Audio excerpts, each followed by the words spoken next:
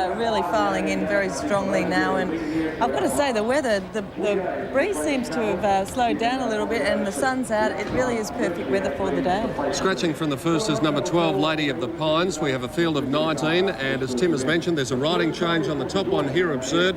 Darren Beatman takes the ride, replacing Darren Gauci, who was a late arrival. And this one, trained by John Hawkes, has had the 2 starts, so it's got experience on most of the field. Experience, and both of those starts have been quite okay. She did get back and ran on quite strongly at Randwick at her first start, and then she also got back at Caulfield and got a good run through and ran on okay. With that experience, she's well drawn. I think the outside's definitely going to be a lot better here down the straight, so I think she's there with some chance in the race. There's not much of number 2, Won't Tell, a flashy chestnut, ridden by Greg Hall for Lee Freedman, has had the 1 start and wasn't bad at Caulfield when 4th to Export Gold. Not bad, but there's a little thing about this horse, whether or not she wasn't comfortable on the inside, Pete, on the fence. She did tend to want to get her head up a little bit, which is always a sign I don't like in a racehorse. I think she's a nice enough type, but as you said, there's not that much of her. I'd leave her there with a place chance. Speaking of good types and suitable draws here, number 3, Aphrodite, to be ridden by David Taggart, drawn out in barrier 19, having its first start. One here by Umatilla. I'd say looking at some of these, Pete, she's definitely one of the better types in the race. She's a half-sister to a pretty smart horse in Spanish Minx, and drawn nicely in barrier 19 here. On looks, she looks pretty fit. I'd say she's there with a chance. Another first starter is number 4, Aubrey, and it's drawn towards the outside 2. Therese Payne takes the ride for Steve McKinnon. Well, she's a half-sister to a Zeta, a very speedy horse. This horse also looks quite fit in the mounting yard, and I'd say she looks rather relaxed as well. So I'm leaving her there with a rough place chance in the race. Cornwall Queen, number 7, has been to the races a couple of times, carries the famous Triscothic colours, and it's to be ridden by Gavin Eads. Well, her debut was down the straight here at Flemington, and it was a pretty good effort there. She ran 3rd. Then she was extremely wide at Caulfield at her next start. I thought it was a good run there, and she does look a little bit of value in this race. Another of the first starters is number 8, Days of Grace, which will carry the contract racing colours, very famous colours, and Days of Grace, number 8, to be ridden by Brent Stanley, the apprentice, also having her first start as we look there at Cornwall Queen, number 7, going out. And we'll take a look at number 8 behind her, Days of Grace. Well, Days of Grace is quite a nice, strong type. I had a glimpse of her as she walked around the mounting yard here, trained at the track, which is always quite important for some of these young 2-year-olds. I think she's probably left there with a place chance. Of course, we haven't seen her in any trials. All right, and we'll take a glimpse at her when we can find her. Number 10 is God's Waki. I thought it was a terrific run at Caulfield, Jen, at its first start. Only finished 6th, but was second last and hopeless on the turn and flashed home. She doesn't appear to possess all that much early speed in her races, but as you said, Pete, she did run on very strongly at her debut, drawn nicely in barrier 20, and if she can have some natural improvement from that first up run, I think she's going to be there with a very good chance. And what about Damien Oliver's mount here, Regencia, another one of Lee Freedman's? Finished in the middle of the field at its only start at Caulfield, but there might have been excuses that day. Yes, she was wide on that occasion and had to work quite hard. I thought it was an honest battling effort there. There's plenty of money for her to suggest that she will go quite well here, and I wouldn't be surprised to see her improve. OK, Jennifer, sum it up on race number 1 on the card, the Neaton Trim Stakes. Well, in race 1, I'm going with number 7 here, Cornwall Queen, at fairly nice odds from number 1, Absurd, and number 10, God's Walkie. There's the map for race 1, 1,000 metres, and as we suggested, probably the outside still quicker. It's been that way on Derby Day, it's been that way on Cup Day, and probably will be the same here on Oaks Day. Cornwall Queen for Jenny Chapman, God's Walkie for myself, Cannon Song for Johnny Letts, and Regencia for Richard Freedman here in race 1. We'll take a break and be back with the first of 8 races on a delightful day at Flemington, found VRC Oaks Day.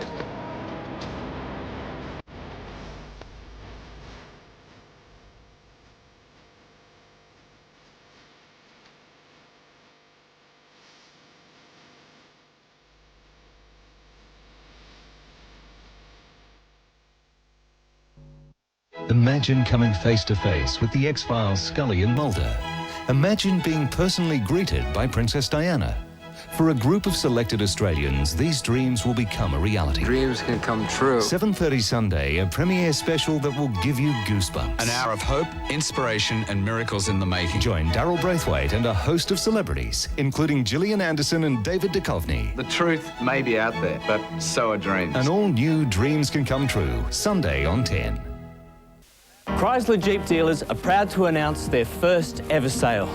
So be first in for first-rate deals, like the luxurious Jeep Grand Cherokee Laredo with standard air conditioning and twin airbags for just $49,990, drive away, no more to pay. Or the exciting new Chrysler Neon SE with standard air, automatic and twin airbags for only $24,880, drive away, no more to pay.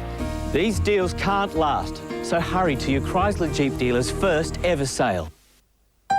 Telstra would like to announce that night has fallen all over Australia, because now, every night, call Telstra STD and the most you'll pay is 85 cents for every 5 minutes, 8 p.m. to 8 a.m. every weeknight and all weekend. And with Telstra's flexible STD rates, it's even cheaper over shorter distances. So tell Australia, Telstra STD.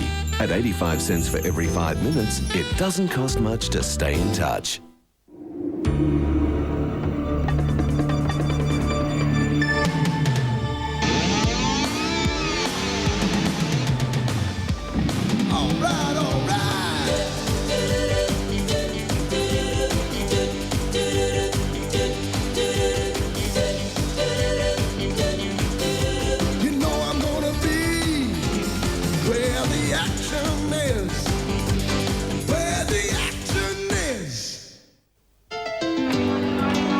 The 1994 Amy Victoria Derby, and a very special moment for the Hayes dynasty.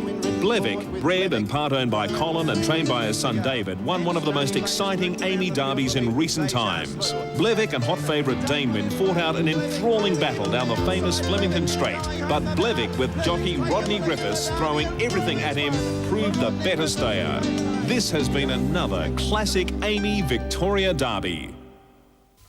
The Melbourne Cup Carnival, proudly brought to you by Telstra. It doesn't cost much to stay in touch. Amy, proud sponsors of Victoria Derby Day. Whitman Sampler, the chocolate store in a box. Red Rooster, ready for you. Burswood International Resort Casino, where the action is. And Foster's Lager, full flavour since 1888.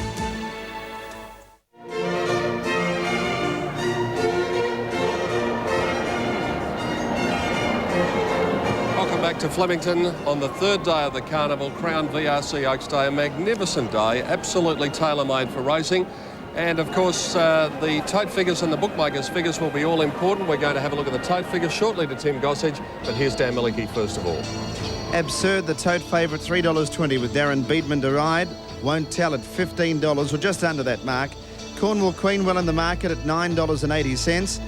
Days of Grace, trained by Jim Mason, the Caulfield Cup winning trainer at big odds, though his filly Fiesta's at $13.10. God's Wakey, $8.10 as well in the market. So is Regencia, horse number 14 at $4.30. And big odds some of the other horses, and we're down to Ballavinda Western Reality. Traditionally, this is a race that does produce a long shot winner. Bright Light was backed off the map last year from about 50 to 1 into 12 to 1. And a couple of years ago, we had a horse called Saloon Rule in this race at about 180 to 1. So don't get put off by the big prices, hey, Pete. Yeah, that's exactly right, Dan. And as we take a look at these runners behind the gates, and they're as absurd, we'll continue to look at them as Tim Gossage gives us an update on what the bookmakers have been making of race one. Tim? Thanks very much, Peter. Yes, well, each way odds Absurd in the first race. It now has halved its quote, and some places a lot less. Big money for Absurd to win this race, even though there's been a late jockey change. No money for God's Wakey, some specking for Cornwall Queen, and Regencia eased after early support. The big money's for the top weight Absurd. OK, Tim Gossage, he'll be reporting from the betting ring all day, and I'm delighted to say on this magnificent day, Oaks Day, that Roy Higgins, a gentleman who had a lot of success in Oaks Stakes with the 3-year-old fillies, and the first one was, I think, your favourite, wasn't it, Roy? Light Fingers? Yes, back in Light Fingers Day, 1965. As you say, we had a lot of fun with the females in the thoroughbred. So I got 1-5 Oaks. This is a wonderful day to. But all we've got to do is now try and find a winner for the people at home. Of the ones we know, there is a lot of unexposed form here, the young horses. The two that raced at Caulfield in number 14, Regencia, and 1, Absurd. Now, both of these have done excellent. They both look terrific. Of the others, 10, God's Wakey, and the 11, the first starter here, and It's a Giggle. Not a bad type, that one. I marked them 14, 1, 10 and 11 for race 1 on the program. Good luck, Pete. Thanks, Roy. Roy Higgins, courtesy of Sport 927, will be joining us right throughout the day with his thoughts on the appearance of the runners. Gavin Eaves takes the ride here aboard Cornwall Queen, one that's had a bit of experience, has had the 2 starts, and Ted Ryan spoke to him before he went up to the gates for race 1. Run previous to that, up the straight at Flemington, was a good run. Has had a few little minor setbacks in the meantime, but she should have quit us off pretty well. From barrier 14, we should get across, get somewhere near the outside rail. That's the only place to be. Gavin Eads was his thoughts prior to running in the first aboard Cornwall Queen here in race 1. Magnificent scene from the Whitman's lightship, and there's the scene from down on the ground. And as the babies are loaded up into the gates for the first, again up to the commentary box, and Dan Malicki and Gary Willis.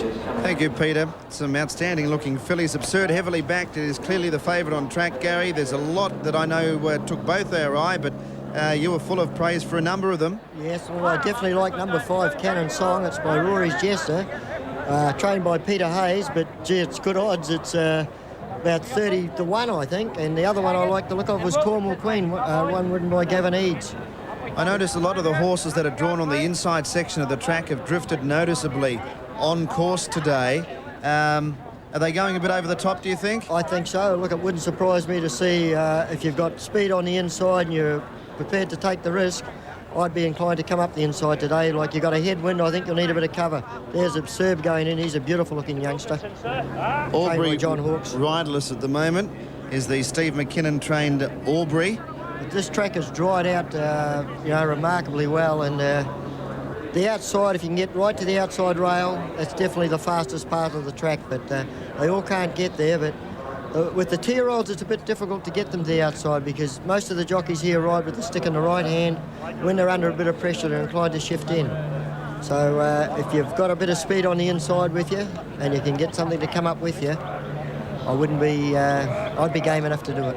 Might be able to explain this scenario. There are 2 horses riderless, one's Aphrodite going in. Some of the horses that have gone in early in this big field, is it hard for them to be in there a long time? Some of them are having their first start. Yes, it is, Dan. It makes a big difference. It's often if you can draw out and you're one of the last ones to come in, I think it's a decided advantage. But they've all moved up. They're all pretty well behaved, these youngsters. Well, there's one. I shouldn't have said that. God's Wakey going up. Field of 19. The neat and trim stakes for the 2-year-old fillies. Absurd running the favourite. Aubrey goes into the gates. The jockey back in the saddle. A moment for Brett Preble. Away they go now. They're racing in the first event on Oaks Day, and a lot of these youngsters are going to go straight to the outside fence, but there's quite a few of them that are going to stay down on the flat side, including Won't Tell. Bellavinda was up there in the early part, Cora Song, and then came Western Reality, and just in behind those was Roman History there on the flat side of the track, and also Redetta was there, whereas down the grandstand side, Regencia is the leader from Aubrey, and Cornwall Queen is up into about 3rd spot, followed by Never Blush. Absurd's about 5 lengths off the speed with God's Wakey, Brilliant Vixen, and then Fiesta's Days of Grace. Chorus Dancer well back in the field as they run down to the 400. Regencia hard up against the rail, being joined by Cornwall Queen. In behind them, Aubrey running a race, and then God's Wakey. Absurd struggling on the flat side though. Chorus Song took the lead. I tell you what, the flat side are well in it today. It's Chorus Song in front, God's Wakey out wide. Chorus Song the leader on the flat side. God's Wakey after it. Chorus Song is the leader though. This is a turnabout. Chorus Song wins. Chorus Song, I think, from God's Wakey and Won't Tell. Then came Western Reality, Aubrey next in, and then came Cornwall Queen. Further back then to behind those Bellavinda from Redetta. Further back to Roman History. Well back in the field would have been Absurd. Didn't do a lot from Fiestas. Then came Chorus Dancer. Further back then to well back in the field would have been Regencia, pulling up with Days of Grace, and then came towards the tail end Aphrodite, pulling up with Rich Counter, and also Brilliant Vixen and Cannon Song has got the money, number 5 on the flat side of the track. Yes, well, that was the one that really took my eye, and I said before when we walked the track, I wouldn't be, if I was a jockey, I'd take the punt and come up the inside, and I don't be put off if a horse draws in or out today because there's not a lot of difference. But this youngster, gee, it took my eye when they're going out. Magnificent looking filly. 5-10 and 2 Won't Tell is 3rd. 5-10 2 Cannon. So I think I might have called a Chorus Song at one stage there at big odds, but it was the one you pointed out, and I thought they were probably in front the inside at about the 300-metre point, but it's still difficult to get a guide. But it was a beautiful-looking filly. You did stress on her as she went to the gate. She's a big lump of a Rory's Jester. You know, it just took my eye, Dan, and look, when you see a head-on shot, as I say, how important it is for two-year-olds. If you can get on that rail, it'll be interesting to see the eye in the sky shot of that, because here's at the start here now. You can see the 1, 2, 3, 4, 5 or 6 come to the inside. The others go to the outside. They race pretty true. But on a two-year-old, if you can get that fence, it's a great guiding. Peter Hayes is the trainer of Cannon Song, a first starter by Rory's Jester, and surprisingly, they're at sort of the odds bracket we don't often see of a Peter Hayes trained horse, Pete. Yes, exactly right, Dan, and Pete is pleased that he's won the first, because he nearly had to buy a new hat then. It nearly blew away. But that was a good performance by that filly. Yeah, great performance, yeah. Inside, outside, I don't know. You know, it's a bit of a raffle, isn't it?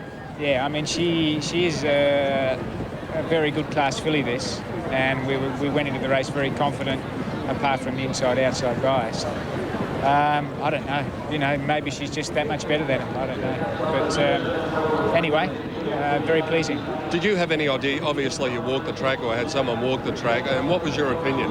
Well, we just thought that there perhaps had been a little more water put on the outside than the inside today. But it's a very subjective thing. I mean, the pantrometer was reading exactly the same. But we just felt that we couldn't get across there from barrier 4, so we just had to take the odds on the inside. Will you keep her in or tip her out and look for the bigger races in the autumn? I think we'll run her once more and then put her aside for the autumn. Well done, Pete. Thank you. Peter Hayes, the winning trainer in the first. Now, the good news is Brett Preble is OK after that incident at the starter board. It's a giggle. And speaking of being OK, so is Rodney Griffiths, because he's won the first and he's out there with Johnny Les. Hey, Pete, I was just talking to Rodney and I said, how good is this filly? She's very smart, John. She jumped well and just travelled nicely the whole way. Rod, where were you in comparison to the outside horses? You always led them, did you? Yeah, we were always in front. I was outside Greg all early and got to about the 400, I looked across and I said to Greg, geez, hope we haven't gone too hard, matey. You know? But she travelled nice and she's going to be a nice filly in the autumn, John. And yes, Rod, and that was your plan before the race, to stick to the inner? Yeah, well... They had water to the outside, hadn't they? That's correct, yeah, so maybe it evens the track up a bit now. I've got to agree with you. Just being alongside her, she looks a magnificent filly, and in the autumn, gee, you've got a good ride ahead of you. Oh, she's a nice horse, yeah. So yeah, good luck, Roddy. If she can get a bit of ground, you know, she'd be a bit better. Be anything. Yeah, good luck, Roddy. Rod Griffiths talking there with John Letts, and she is an impressive filly, Cannon Song, and that proves one thing for the rest of the day. If you've got horses drawn on the inside, don't worry too much about it, because certainly the track has evened up from the first couple of days. So it's 5, Cannon Song, Rodney Griffiths for Peter Hayes here in the first event. Second placing to number 10, Godswaki. Got a fair way back and flashed home, ran on very well, and a win's not far away from her. And she was ridden by Eddie Wilkinson, and third was number 2, and that was Won't Tell, ridden by Greg Hall, repeating the news that Brett Preble is OK after that mishap at the start. And there was a dead heat for fourth in that between Albury number 4 and number 19, and that was Western Reality. The winner returning to scale now. We'll be back to check out the tote dividends and the all-important correct weight signal, or otherwise after the first in a moment.